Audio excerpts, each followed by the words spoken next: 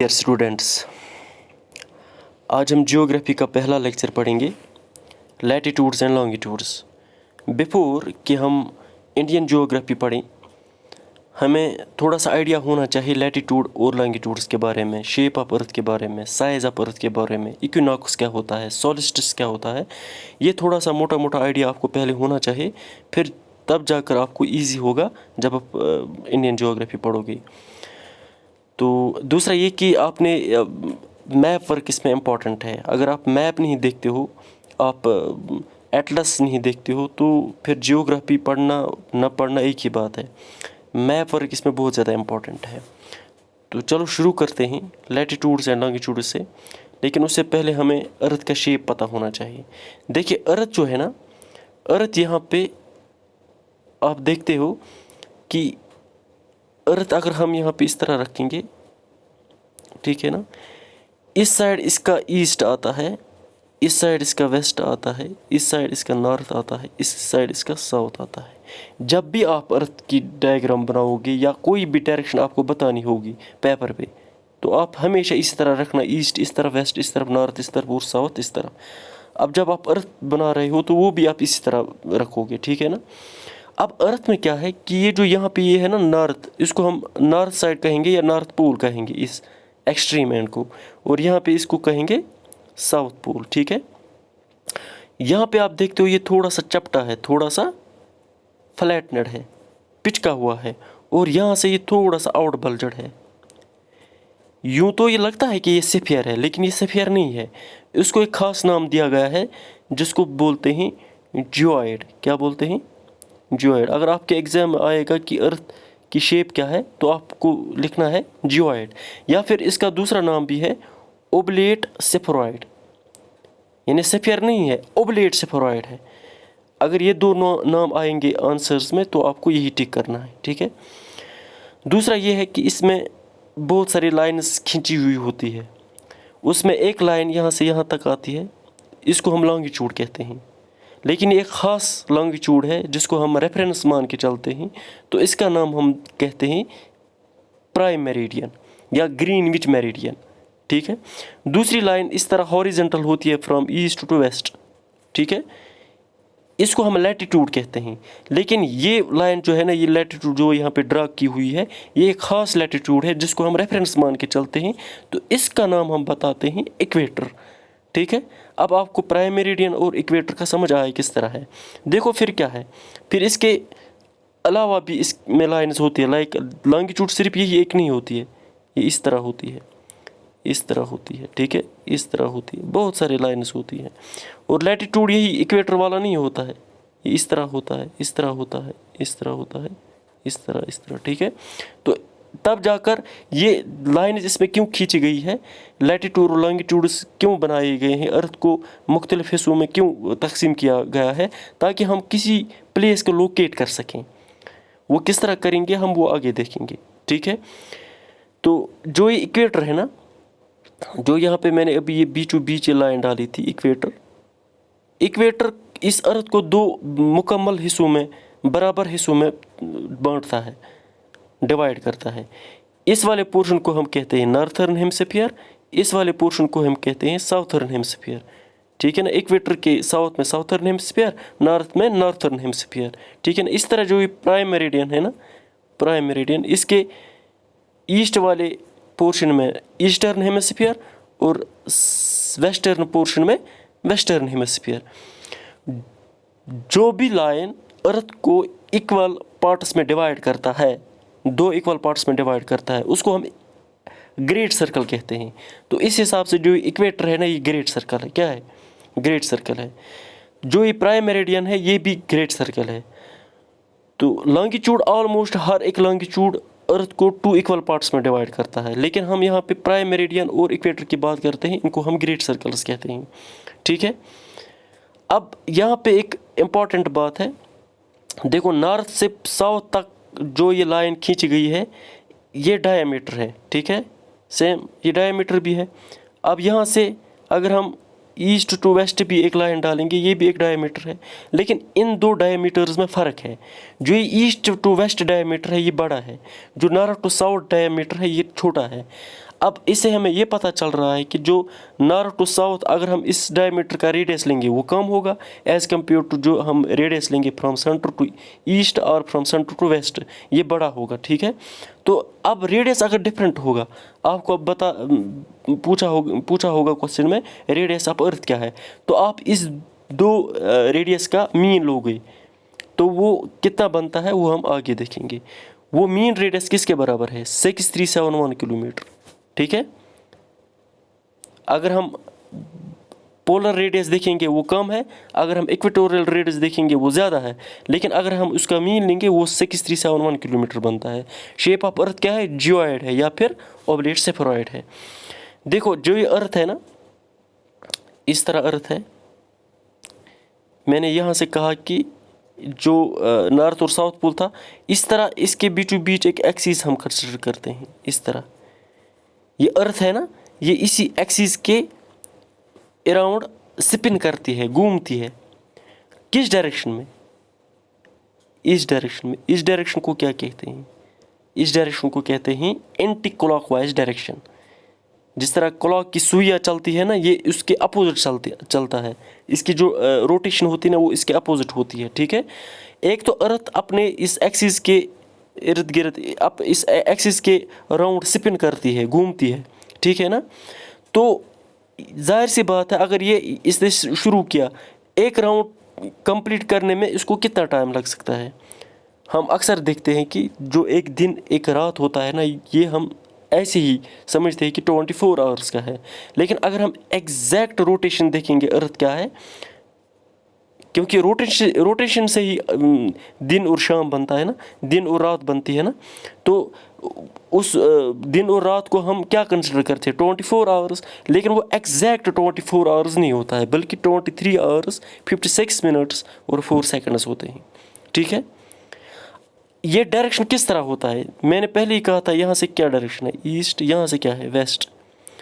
क्योंकि जब ये एंटी क्लॉकवाइज घूमता है तो ये इस तरह घूमता होगा ना, जिस तरह यहाँ पे इसने बताया है। यहाँ पे ये इसका वेस्ट टू ईस्ट है। जब ये रोटेट करता है वेस्ट टू ईस्ट, तभी जाके सनराइज ईस्ट से होता है। अगर ये ईस्ट टू वेस्ट रोटेट करता तो सन हमें ईस्ट से नहीं बल्कि वेस्ट से दिखता कि ये वेस्ट से राइज होता है। वो दिन भी एक दिन आएगा, लेकिन उसमें टाइम है। ठीक है, फिलहाल सन ईस्ट से राइज होता है। और दूसरी बात, आपने यहाँ पे देखा होगा जो ये एक्सिस है ना, मैंने यहाँ से एक्सिस एक स्ट्रेट एक्सिस इस तरह डाली। ठीक है, लेकिन यहाँ पे ये वो एक्सिस ओरिजिनल एक्सिस इस तरह होना चाहिए था ना, लेकिन है किस तरह? है इस तरह। ठीक है ना, क्योंकि जो अर्थ है ना ये थोड़ा सा झुका हुआ है, थोड़ा सा झुका हुआ है। और किस तरह झुका हुआ? इसका ओरिजिनल ये होना चाहिए था, लेकिन है क्या? ये। अब इन दो के दरमियान एक एंगल बनता है, क्योंकि ये टिल्ट होता है ना, टुवर्ड्स राइट टिल्ट होता है ना, तो इन दो एक्सिस के दरमियान एक एंगल बनता है। उसी टिल्ट या उस एंगल को हम कहते हैं इंक्लिनेशन। ये हम किस में मेजर करते हैं? डिग्री में मेजर करते हैं। और इनके दरमियान कितना एंगल बनता है? 23.5 डिग्री।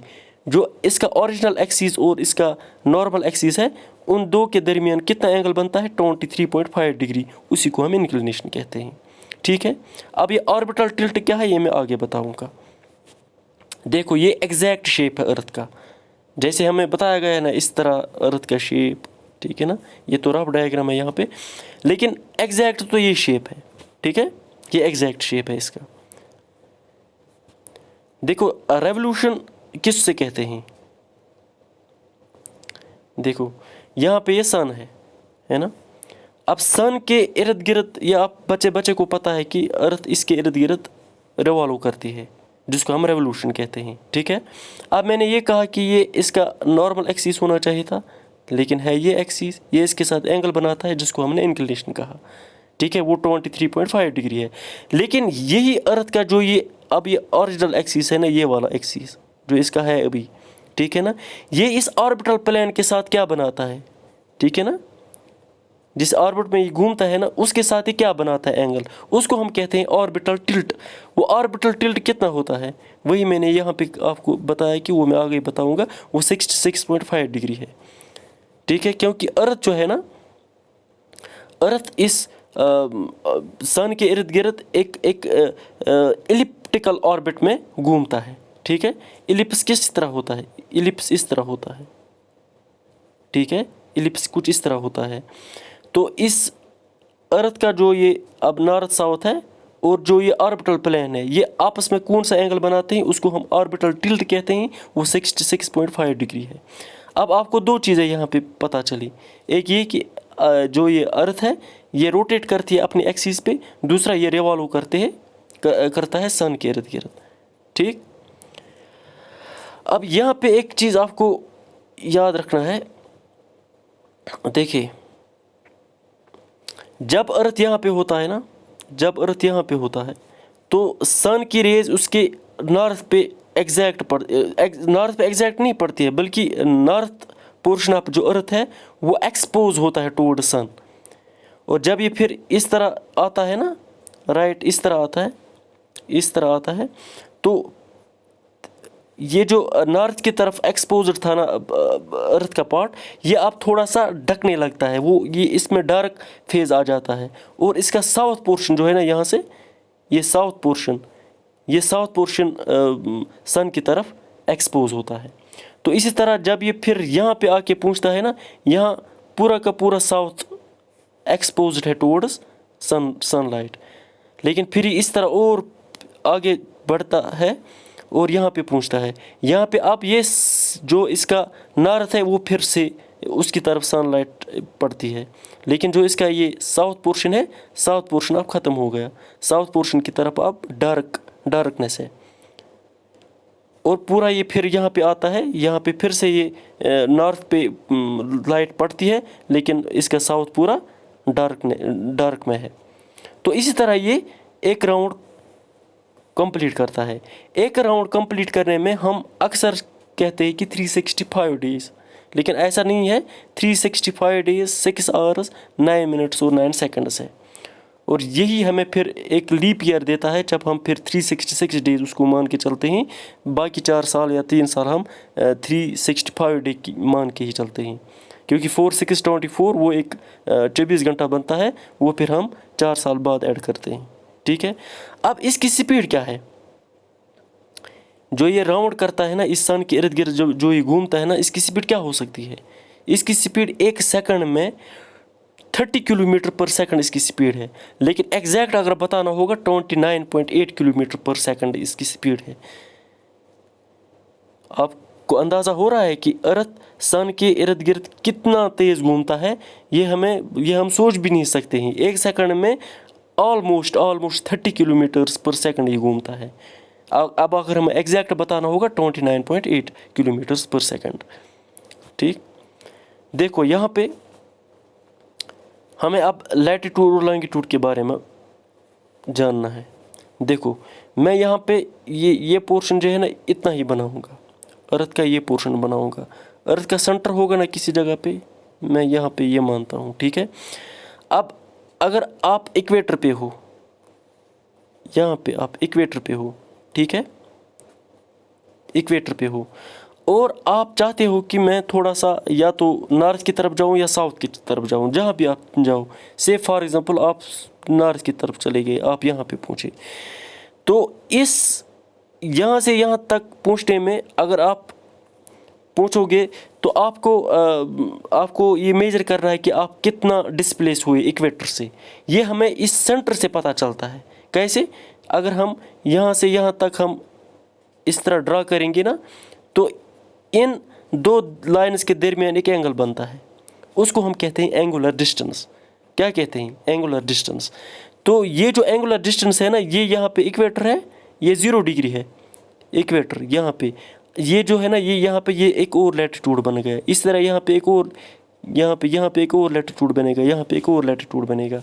पहले मैं आपको ये बताता हूँ कि ये जो इक्वेटर है, यहाँ पे इक्वेटर है ना, इसको हम 0 डिग्री मान के चलते हैं। इस तरह जो यहाँ पे ये प्राइम मेरिडियन है ना, इसको भी हम 0 डिग्री मान के चलते हैं। यानी इन दो रेफरेंस लाइन्स को हम 0 0 मान के चलते हैं। अगर हम इस इक्वेटर के नॉर्थ में जाएंगे ना, तो एंगल बढ़ता जाता है।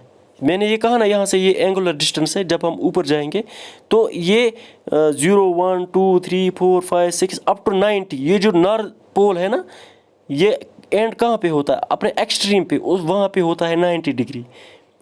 देखो अगर मैं यहाँ पे पूछूंगा ना, यहाँ तक ये जो एंगल बनेगा ना, ये 90 बनेगा, ठीक है। अब अगर हम यहाँ से कोई एंगल इस तरह ड्रा करेंगे, वो 90 डिग्री होगा, ठीक है। यहाँ पे इस तरह ये लाइन ड्रा करेंगे, ये 0 डिग्री है, ठीक है।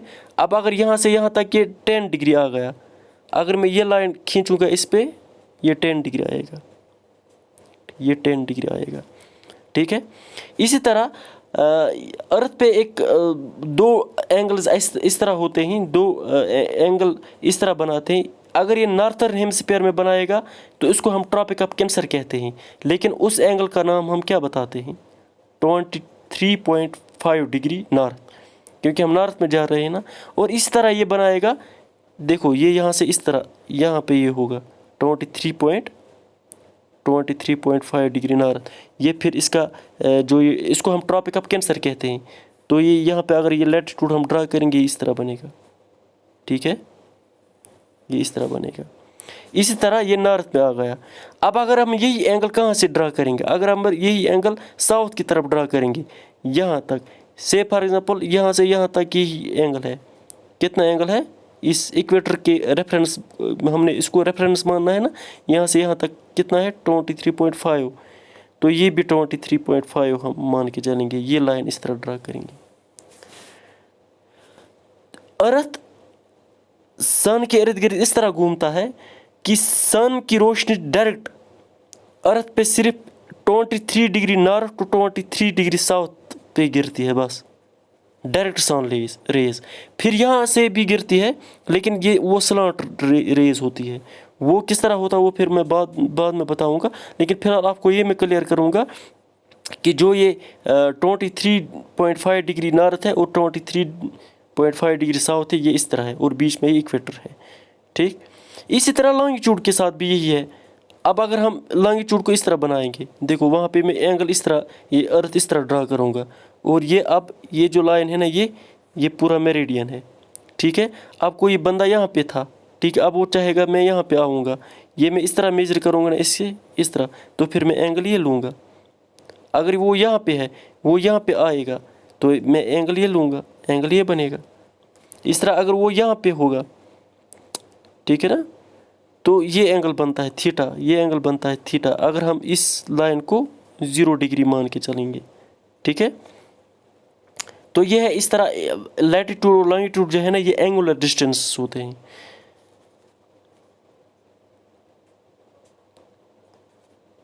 वो मैं आगे भी बताऊंगा आपको। और देखो मैंने कहा कि जो अर्थ है ये सन के इर्द गिर्द रिवॉल्व करती है, लेकिन एक इलिप्टिकल ऑर्बिट में। इलिप्टिकल ऑर्बिट में दो फोकाई होते हैं। अगर ये एक इलिप्टिकल ऑर्बिट है, अर्थ या तो यहाँ सन यहाँ पे हो सकता है, या तो यहाँ पे हो सकता है, और ये अर्थ कभी यहाँ पे होगा, कभी यहाँ पे होगा, कभी यहाँ पे होगा, कभी यहाँ पे होगा, मुख्तलिफ जगह पे होगा, ठीक है ना। लेकिन सन या तो यहाँ पे हमें मानना है या यहाँ पे मानना है, ठीक है। अब अगर हमने यहाँ पे सन को माना, यहाँ पे सन को माना, ठीक है, तो जाहिर सी बात है यहाँ से यहाँ तक डिस्टेंस जो होगा वो यहाँ से यहाँ तक नहीं होगा, डिफरेंस होगा। यहाँ से यहाँ तक कम है डिस्टेंस, तो उस वक़्त अर्थ और सन के दरमियान कम डिस्टेंस है, तो ये पास पास में है ना, P for pass, P for perihelion, उस कंडीशन को हम पेरीहेलियन कहते हैं।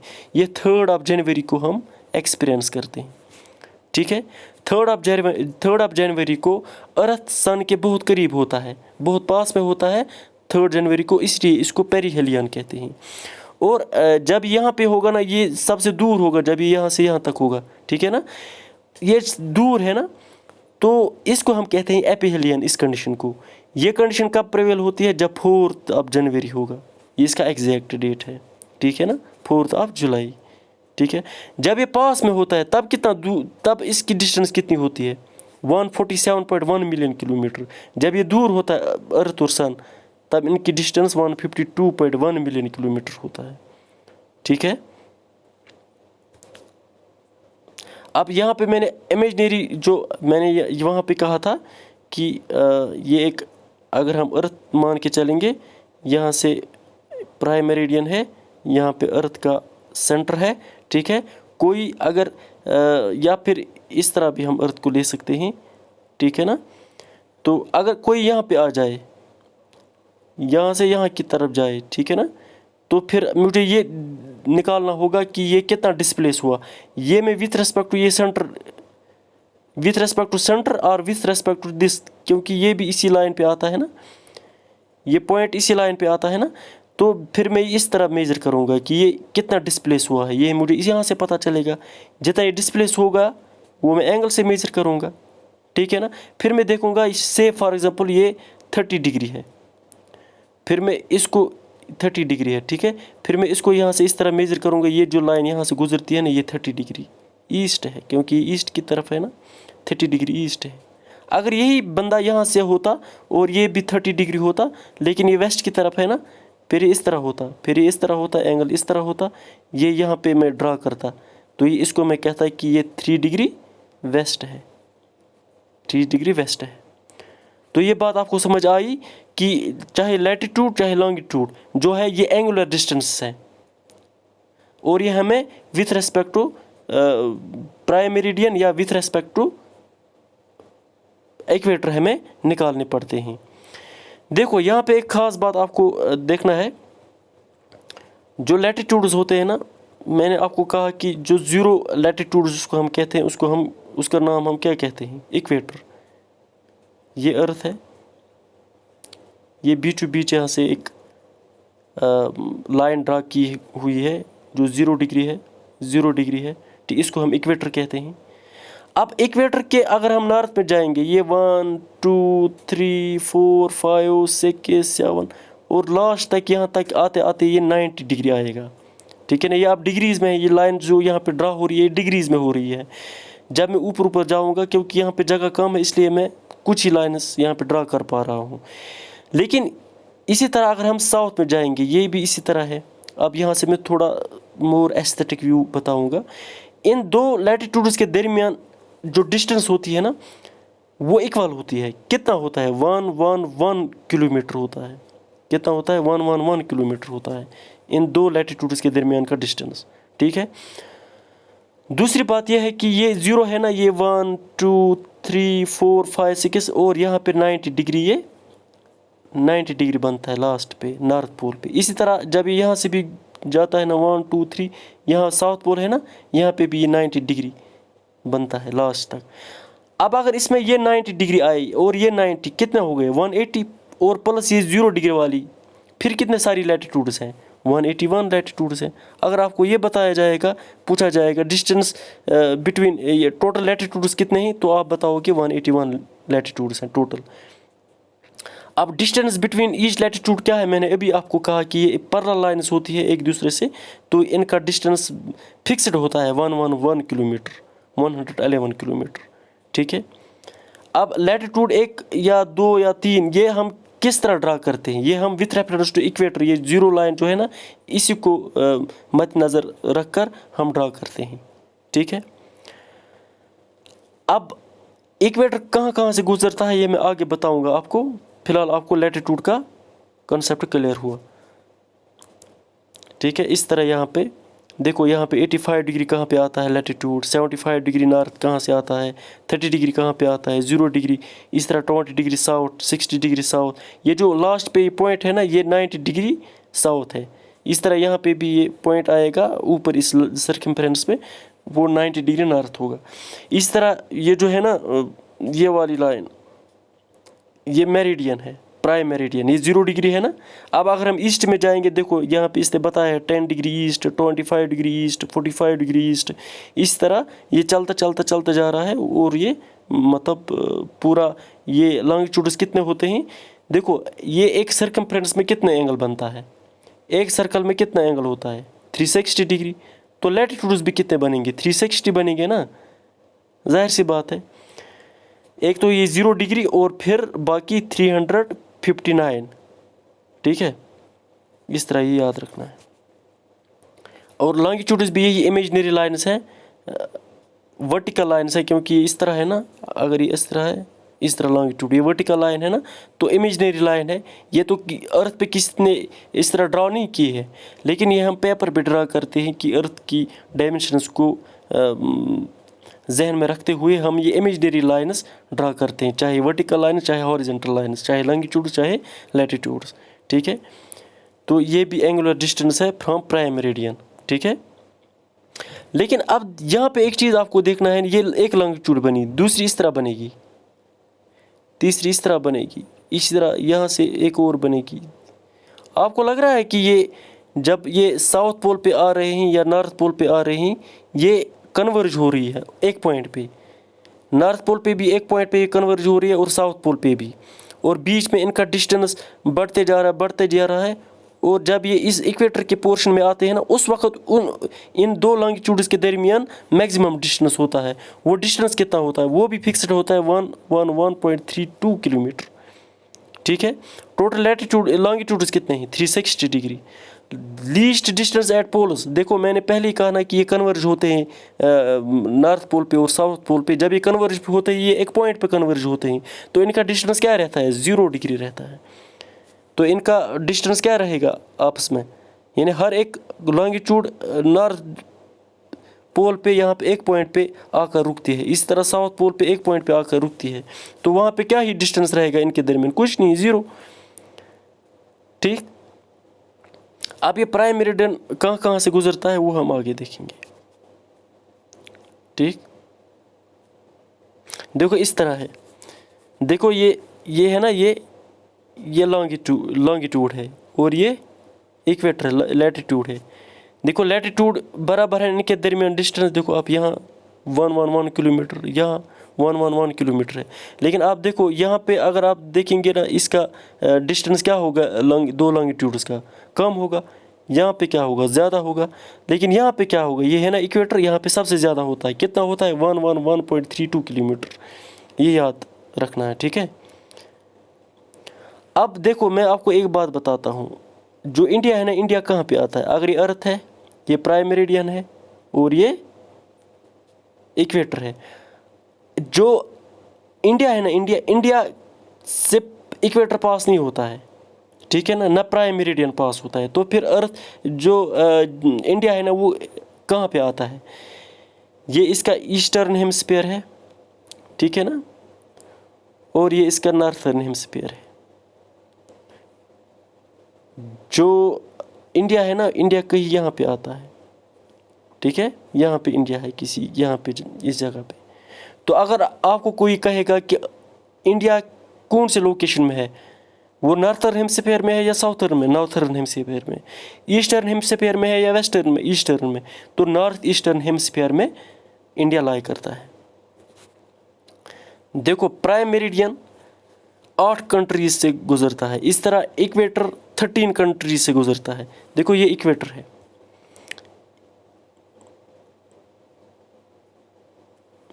पहले मैं आपको बताऊं, ये वाला पोर्शन जो है ना, ये वाला पोर्शन, ये जिसको मैंने क्रॉस किया, ये सारा ये लैंड, इसको हम कहते हैं साउथ अमेरिका, ठीक है।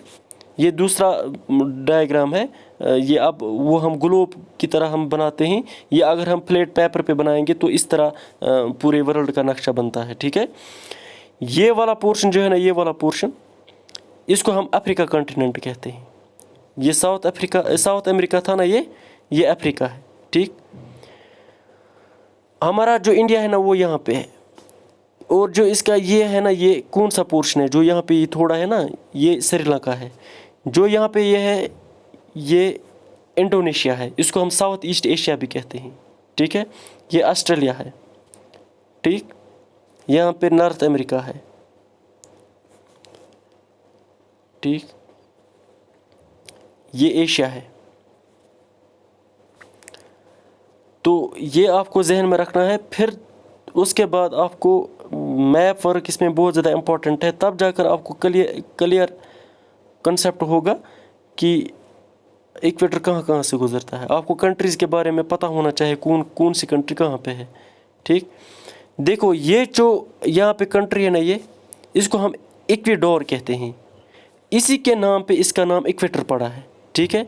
फिर उसके बाद दूसरा कंट्री जहाँ से इक्वेटर गुजरता है, इसको हम कोलंबिया कहते हैं। ये कंट्री जो है उसको ब्राज़ील कहते हैं, बहुत बड़ी कंट्री है। इस तरह यहाँ पे एक कंट्री है, ये जो है ना डॉट यहाँ पे, ये जो है ना यहाँ पे डॉट, ये कंट्री है, थोड़ा सा डॉट यहाँ पे दिखा, इसको हम कहते हैं STP, साउ टोम एंड प्रिंसिप, ठीक है ना। वो प्रोनाउंसिएशन फिर कोई मसला नहीं है, वो आप खुद ही देख लेना।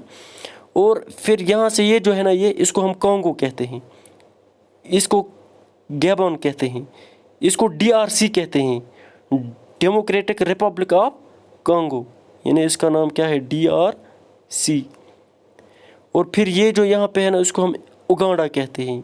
ये जो है यहाँ पे, इसको कीनिया कहते हैं। ये यहाँ पे सोमालिया है। देखो यहाँ ये भी देखना है कि सोमालिया का जो बाउंड्री है ना, वो किस से टच करता है, ओशन के साथ टच करता है। यहाँ से हमने देखा ब्राज़ील का भी टच करता है, किसके, ओशन के साथ।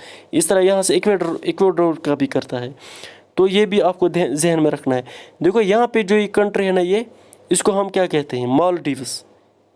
आपने इंडिया का नक्शा देखा होगा, इसके बिल्कुल लेफ्ट कॉर्नर में नीचे जो आता है कंट्री, इसको हम मालदीव्स कहते हैं। यहाँ से इक्वेटर गुजरता है, ठीक है।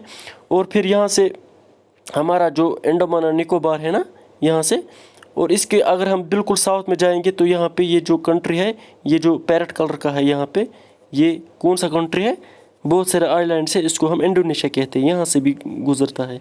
और एक कंट्री है यहाँ पे इसको हम कहते हैं किरबाटी, ठीक है। अब आप इसमें कोई ट्रिक भी लगा सकते हो, जैसे यहाँ से इक्वेडोर से ECB, और इस कंट्री का STP अलग एक कंट्री रखोगे, फिर CG और इसका D CGD, फिर U इसका प्रीफिक्स, इसका K इसका SUKS, इसका MIK, इसी तरह कुछ आप याद रखो, कोई भी ट्रिक बना के, कोई भी न्यूमोनिक्स बना के इसको आप याद रख सकते हो कि इक्वेटर कहाँ से गुजरता है, ठीक।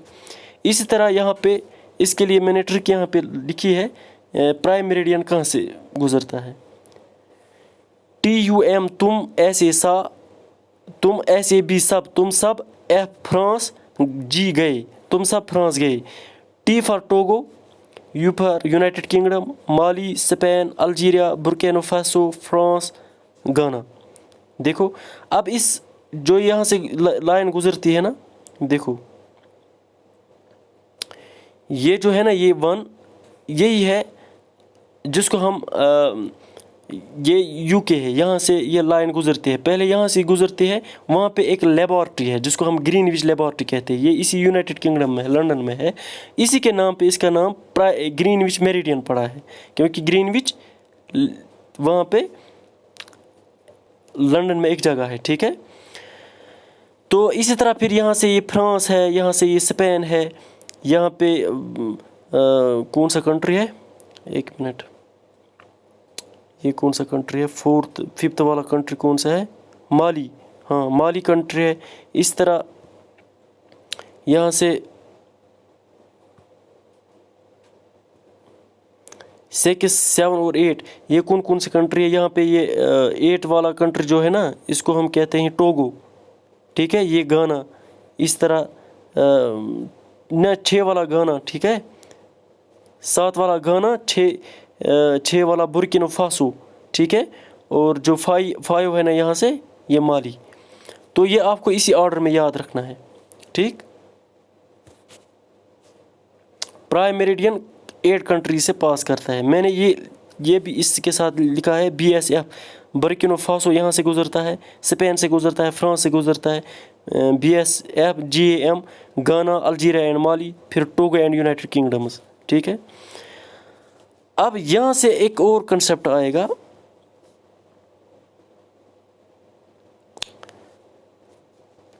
देखो मैंने आपको पहले ही कहा, जो ये अर्थ है ना,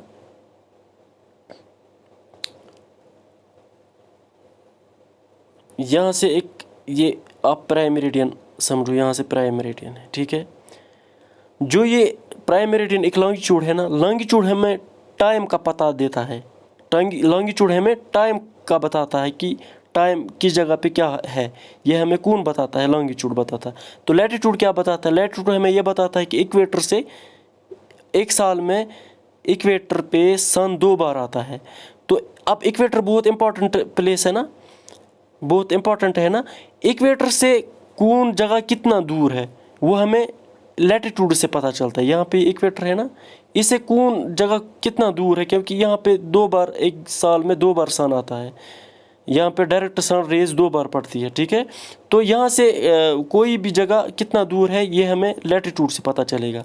लेकिन टाइम किस जगह पे क्या होगा या कितना टाइम लगता है अर्थ को रोटेट करने में, ये हमें कौन बताता है, ये हमें लैटिट्यूड्स लॉन्गिट्यूड्स बताते हैं, ठीक है। देखो, एक रेवोल्यूशन करने में, एक रोटेशन करने में कितना टाइम लगता है? 24 आवर्स, हम रफली मान के चलते 24 आवर्स। अब एग्जैक्ट लगते हैं 23 आवर्स 6 या कुछ मिनट्स, 54 मिनट्स कुछ सेकंड्स। लेकिन अब हम आसानी के लिए हम 24 आवर्स मान के चलते हैं। तो जब ये एक रोटेशन कंप्लीट करता है तो कितना डिग्री कंप्लीट करता है? एक रोटेशन मीन्स 360 डिग्री।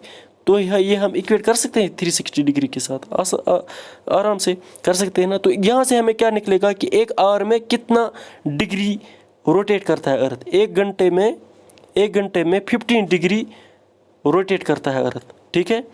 अब अगर हम यही, यानी एक आवर में कितना 15 डिग्री, लेकिन एक आवर में कितने मिनट्स होते हैं? 60 मिनट्स। तो 15 हम ये भी लिख सकते हैं ना, एक आवर में 15 डिग्री या 60 मिनट्स में 15 डिग्री, ये भी एक ही बात हो गई ना। तो यहाँ से हमें ये पता चलेगा कि 1 डिग्री अगर अर्थ रोटेट करेगा तो कितना टाइम लगेगा। 60 divide by 15 is equal to 4 minutes. यानी 1 डिग्री निकालने में, जब ये रोटेट करता है अर्थ, 1 डिग्री जब ये निकालता है तो कितना टाइम लगता है? 4 मिनट्स लगता है। हालांकि इसकी स्पीड कितनी है? बहुत ज़्यादा है, लेकिन तब भी कितना टाइम लगता है 1 डिग्री को निकालने में, 1 डिग्री रोटेट होने में? 4 मिनट्स, ठीक। अब जिस एरिया में ये लॉन्गिट्यूड ज़्यादा होंगी, से फॉर एग्जाम्पल कोई कंट्री इतनी बड़ी है, इसमें कौन सी लैटिट्यूड्स आएंगी? ये लैटिट्यूड आएगी, ये लैटिट्यूड आएगी, ये लैटिट्यूड आएगी। जब इसमें बहुत सारी लैटिट्यूड्स आएंगे तो जाहिर सी बात में उसमें बहुत ज़्यादा टाइम जोन्स भी होंगी। जैसे कि हमारा कंट्री है ना, ये यहाँ पे आता है, उसमें सिर्फ एक लॉन्गिट्यूड गुजरता है, जिसका नाम हम लिखते हैं 82.5 डिग्री, 82 डिग्री 0.5, ठीक है, या 0.30 सेकंड्स, वही होता है 82.5 डिग्री, ठीक है।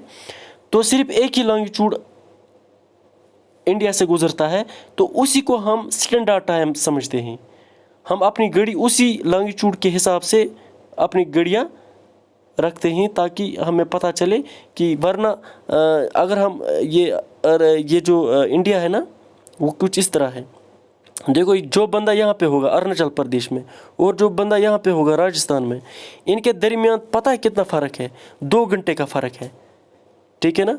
अगर यहाँ पे सूर्य चढ़ता है ना, यहाँ पे उसके बाद तकरीबन 2 घंटे के बाद सूर्य चढ़ता है, इतना टाइम गैप है, ठीक है। लेकिन घड़ी तो यहाँ पे भी वही टाइम दिखाता है, यहाँ पे भी वही टाइम दिखाता है, क्योंकि यहाँ से जो ये 82.5 डिग्री वाली जो लॉन्गिट्यूड है ना, वो गुजरती है।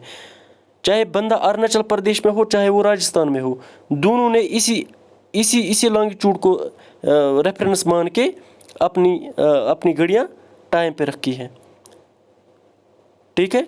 इसी तरह इंडिया इतना बड़ा है, यहाँ पे सिर्फ एक ही टाइम जोन की ज़रूरत है, जिसको हम IST कहते हैं, इंडियन स्टैंडर्ड टाइम। लेकिन कोई कंट्री इससे बड़ी, उसका ईस्ट वेस्ट एक्सटेंशन बहुत ज़्यादा होता है, यहाँ से यहाँ तक होगा, तो वहाँ पे ये एक ही काम नहीं करेगा, वहाँ पे एक और होगा, यहाँ से एक और होगा, 3 हो सकते हैं, 4 हो सकते हैं, 5 हो सकते हैं, ज़्यादा भी हो सकते हैं, कम भी हो सकते हैं, ठीक है। तो ज़्यादा ये टाइम जोन, तो पहले मैं ये कहूँगा कि इंडिया में एक ही टाइम जोन है, क्योंकि 82.5 डिग्री है यहाँ पे, जिसको हम IST मानते हैं। लेकिन कौन सी कंट्री ऐसी है जहाँ पे बहुत सारे टाइम जोन्स है, या सबसे ज़्यादा टाइम जोन्स है? ऐसे तो दिखने में कंट्री जो रशिया है ना, वो सबसे बड़ी कंट्री है, उसमें ज़्यादा टाइम जोन्स होनी चाहिए, लेकिन वहाँ उसमें नहीं है ज़्यादा। सबसे ज़्यादा फ्रांस में है। फ्रांस तो इतना सा कंट्री है, तो फिर आप कंफ्यूज हो जाओगे, वहाँ से एक ही काफ़ी था, एक ही टाइम जोन, तो वहाँ पे क्यों इतने टाइम जोन्स हैं? वहाँ पे इसलिए इतने टाइम जोन्स हैं क्योंकि उसके पास बहुत सारे टेरिटरीज़ हैं जो बहुत सारे ओशंस में हैं। कोई अटलांटिक ओशन में है, कोई किसी और ओशन में है, तो वहाँ से भी ये टाइम जोन्स या लॉन्गिट्यूड्स गुजरते हैं। वो भी हम फ्रांस के टाइम जोन के साथ मिलाते हैं, तो उसका टाइम जोन जो है वो सबसे ज़्यादा बनता है। कितना? 12 फ्रांस का। फिर उसके बाद रशिया और यूएसए है, उसका कितना है? 11। फिर ऑस्ट्रेलिया और यूके है, उसका कितना टाइम जोन है? 9 टाइम जोन। अब टाइम जोन आपको समझ आया क्या है?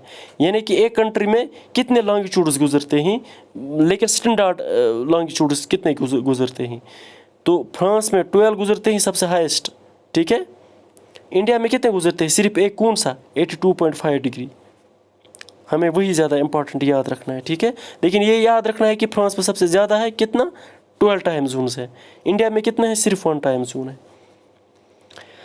देखो, अब यहाँ पे एक और बात है। मैंने आपको कहा ये अर्थ है, यहाँ से इस तरह कोई टाइम मेरिडियन है। ठीक है। ये यहाँ से मैंने 0 डिग्री माना, लेकिन अगर हम अर्थ के उस अपोजिट वाले साइड में जाएंगे ना, यही क्या बनता है? यही लॉन्गिट्यूड कौन सा बनता है? यहाँ से ये बनता है 180 डिग्री। क्या बनता है? 180 डिग्री। लेकिन ये भी इसी तरह होना चाहिए था ना, डायरेक्ट स्ट्रेट। लेकिन ये 180 डिग्री लाइन इस तरह आप देखोगे, जिगजैग लाइन, यहाँ से यहाँ, फिर यहाँ, फिर यहाँ, फिर यहाँ, फिर यहाँ। क्यों? देखो, ये लाइन हमने सेट की हुई है ताकि हमें डेट का पता चले। अगर ये किसी मेनलैंड से जाता तो से फॉर एग्जांपल यहाँ पे कोई लैंड था, इस हिस्से में कोई एक डेट होती, इस हिस्से में कोई और डेट होती, क्या वो ठीक रहता? नहीं, वो कन्वीनियंट नहीं था, वो थोड़ा सा अजीब लगता। इसलिए इस 180 डिग्री को मुख्तलिफ जगहों से गुजारा, लेकिन मेनलैंड से नहीं गुजारा, ओशन से गुजारा। इसलिए ये लाइन जिगजैग बनानी पड़ी।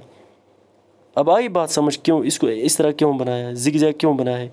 क्योंकि उसको सिर्फ कहाँ से गुजारना था? ओशन से गुजारना था। अब अगर कोई बंदा यहाँ पे है ना, यहाँ पे है, अगर वो अपने ईस्ट में जाएगा, वो कहते हैं कि वो एक दिन गेन करता है। यहाँ पे ईस्ट है ना, यहाँ पे क्या है? वेस्ट। ऊपर क्या है? नॉर्थ। नीचे क्या है? साउथ। अगर वो वेस्ट में जाएगा तो कहते हैं कि वो अपना एक दिन लॉस करता है। अब ये बात कैसी आपको समझ में आएगी? जब कोई दिन गेन करेगा, से फॉर एग्जांपल अगर यहाँ पे 3 तारीख होगा, यहाँ पे 4 होना चाहिए। देखो, कोई बंदा यहाँ पे है, वो अगर ईस्ट में जाना चाहेगा तो उसके पास अभी वो 3 डेट है, अभी वो और एक डेट, मतलब उसको वो एक डेट पीछे है, वो एक डेट पीछे है, यानी कि उसने एक दिन गेन किया। यानी कि एक दिन गेन करना means, gain day means subtract date, यानी वो एक डेट सब्ट्रैक्ट होता है। अगर वो कहाँ ईस्ट की तरफ आएगा तभी वो गेन एक दिन करेगा ना। अगर अब वो अपने वेस्ट में जाएगा, यानी यहाँ की तरफ जाएगा, तो वो डे लॉस करता है, क्योंकि इस साइड 3 था, इस साइड अब 4 है। वो अब 3 नहीं, मतलब 3 तारीख में नहीं जाएगा ना, वो वापस तो नहीं जाएगा ना, वो उसको अब 4 यहाँ पे गुजारना होगा, 4 तारीख गुजारनी होगी। ठीक है ना। यहाँ पे डेट ऐड होता है, जब डे लॉस होता है ना, डेट ऐड होती है। ये आपके जहन में, ये आप खुद इमेजिन करना कि गेन डे जब होता है उसमें डेट सब्ट्रैक्ट होता है, जब लॉस डे होता है तो उसमें डेट ऐड होता है। गेन कहाँ पे डे होता है? जब आप ईस्ट में जाओगे। डे कहाँ पे लॉस होता है? जब आप वेस्ट में जाओगे। ठीक है। अब ये यहाँ का रेफरेंस लाइन है, जिसको हम कहते हैं इंटरनेशनल डेट लाइन। यही है इंटरनेशनल डेट लाइन, ये 180 डिग्री लॉन्गिट्यूड है। ओके। अब सॉल्स्टिस और इक्विनॉक्स क्या होता है? देखो, अर्थ इस तरह मूव करता है। देखो, ये है ना अर्थ, यहाँ पे ये अर्थ है, यहाँ पे इक्वेटर है। ठीक है। अब सन की बात हो रही है ना, अब लॉन्गिट्यूड की बात नहीं चलेगी। लॉन्गिट्यूड हमें सिर्फ टाइम का बताता है, लेकिन सन के साथ हमारा अर्थ की क्या इक्वेशन है वो हमें कौन बताता है? वो हमें लैटिट्यूड्स बताते हैं। बीच वाला क्या है? इक्वेटर। ये क्या है?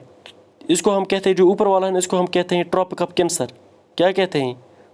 Tropic of cancer. और जो नीचे वाला है इसको हम कहते हैं ट्रॉपिक ऑफ कैप्रिकॉर्न। ये साउथर्न पोर्शन में है ना, ये लैटिट्यूड। देखो सन पहले अगर हम मान के चलेंगे यहाँ पे था, ठीक है ना। ये एक्चुअली जो अर्थ है ना वो इस तरह राउंड करता है सन के इर्द गिर्द। यहाँ पे जो ये सन की रेज है ना वो डायरेक्ट कहाँ पे पड़ती है? इक्वेटर पे पड़ती है। फिर ये आहिस्ता आहिस्ता आहिस्ता आहिस्ता कहाँ पे जाता है? नॉर्थ की तरफ जाता है। फिर इसकी रेज डायरेक्ट कहाँ पे गिरती है? ट्रॉपिक ऑफ कैंसर पे, ठीक है। फिर ये वापस आता है। फिर ये जब वापस आता है फिर ये वहाँ इक्वेटर पे पहुँचता है ना। फिर इसकी रेज कहाँ पे? इक्वेटर पे पड़ती है, डायरेक्ट सन ओवरहेड रेज। फिर ये ट्रॉपिक ऑफ कैप्रिकॉर्न की तरफ आते हैं।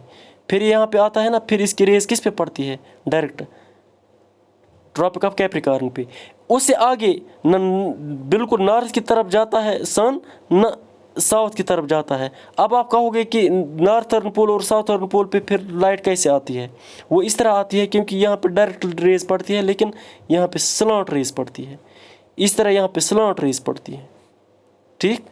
ये याद रखना है आपने, ठीक है।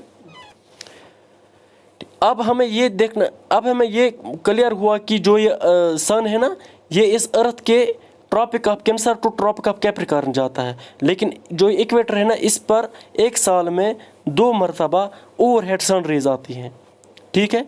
देखो अब इक्विनॉक्स और सोलिस्टिस किसको कहते हैं? जब ये सन रेज इक्वेटर पे आती है ना, ये एक साल में 2 बार आती है। उस वक़्त क्या होता है? उस वक़्त की कंडीशन को हम इक्विनॉक्स कहते हैं, ठीक है ना। जब ओवरहेड रेज कहाँ पे पड़ती है? इक्वेटर पे। उस कंडीशन को हम इक्विनॉक्स कहते हैं। क्या कहते हैं? इक्विनॉक्स कहते हैं। ये साल में कितनी मरतबा होता है? 2 मरतबा होता है। एक मरतबा होता है जब 21 मार्च होता है, 21 मार्च। उसको हम कहते हैं स्प्रिंग इक्विनॉक्स, या कहते हैं वर्निकल इक्विनॉक्स, ठीक है। स्प्रिंग इक्विनॉक्स कहते हैं। दूसरी मरतबा कब होता है? ये कंडीशन कब आती है? दूसरा कंडीशन ये आता है जब सितंबर होता है, लेकिन कौन सा? 23 सितंबर। उस वक़्त भी वापस कहाँ पे ये सन कहाँ पे आता है? ये इक्वेटर के बिल्कुल सीध में आता है और ओवरहेड रेज सन पे पड़ती है। उसको हम कहते हैं ऑटमनल इक्विनॉक्स। क्या कहते हैं? Autumnal equinox. अब इन 2 इक्विनॉक्स में क्या होता है ख़ास? इसमें यह होता है कि यहाँ पे पूरे अर्थ में जो ड्यूरेशन ऑफ डे और ड्यूरेशन ऑफ नाइट है ये बराबर होती है। यानी जितनी दिन बड़े होते हैं उतनी रातें भी बड़ी होती हैं, ठीक। अब रही बात जब ये सन कहाँ ट्रॉपिक ऑफ कैंसर की तरफ जाता है या फिर ट्रॉपिक ऑफ कैप्रिकॉर्न की तरफ जाता है। जाहिर सी बात है जब ये ट्रॉपिक ऑफ कैंसर की तरफ जाएगा तो यहाँ पे दिन की जो ड्यूरेशन है वो बढ़ता जाएगा, ठीक है। जब ये पूरा यहाँ पे आएगा ना ट्रॉपिक ऑफ कैंसर पे, वो किस दिन आता है? यहाँ पे 21 जून लिखना, 21 जून, इसलिए 22 जून लिखा है, 21 जून को। इस वक्त हम कहते हैं कि ये होता है समर सोलिस्टिस। क्या कहते हैं? Summer solstice. यहाँ पे दिन सबसे लॉन्गेस्ट होता है, नाइट सबसे शॉर्टेस्ट होती है, ठीक है। इसको हम कहते हैं समर सोलिस्टिस, ठीक। अब यही बात अगर हम कहेंगे कि जब सन वापस आता है और यहाँ ट्रॉपिक ऑफ कैप्रिकॉर्न पे आता है, जब ट्रॉपिक ऑफ कैप्रिकॉर्न पे आता है तो यानी कि ये यहाँ पे आता है, ठीक है। ये यहाँ पे आता है ट्रॉपिक ऑफ कैप्रिकॉर्न। ये कब ये कंडीशन आती है? 22 दिसंबर। तो ये सन रेज इस तरह आती है अर्थ पे, जिस तरह यहाँ पे दिखाया है ना, इस तरह। ये कंडीशन कब आती है? 22 दिसंबर को। उस वक्त नॉर्थर्न हेमिस्फीयर में, यहाँ जहाँ पे हम रहते हैं, शॉर्टेस्ट डेज होते हैं और लॉन्गेस्ट नाइट होती है, और उस कंडीशन को हम कहते हैं विंटर सोलिस्टिस। क्या कहते हैं? Winter solstice. तो इसको हम कहते हैं विंटर सोलिस्टिस, क्योंकि हम अकॉर्डिंग टू नॉर्थर्न हेमिस्फीयर बात करते हैं, तभी इसको हम कहते हैं विंटर सोलिस्टिस। तभी हम कहते हैं कि जो हमारा नॉर्थर्न हेमिस्फीयर या नॉर्थ ईस्टर्न हेमिस्फीयर है, उस वक़्त वहाँ पे रातें सबसे कम छोटी होती हैं, बड़ी होती हैं, और दिन सबसे छोटे होते हैं। तो उसको हम कहते हैं विंटर सोलिस्टिस, ठीक है। अब ये याद रखना, इक्विनॉक्स, स्प्रिंग इक्विनॉक्स 21 मार्च, समर सोलिस्टिस 21 जून, ठीक है। विंटर सोल्स्टिस 22 दिसंबर और ऑटमनल इक्विनोक्स 23 सितंबर। मुझे लगता है कि ये काफ़ी है आज के लिए। आई होप कि आपने अच्छे से अंडरस्टैंड किया। Thank you very much.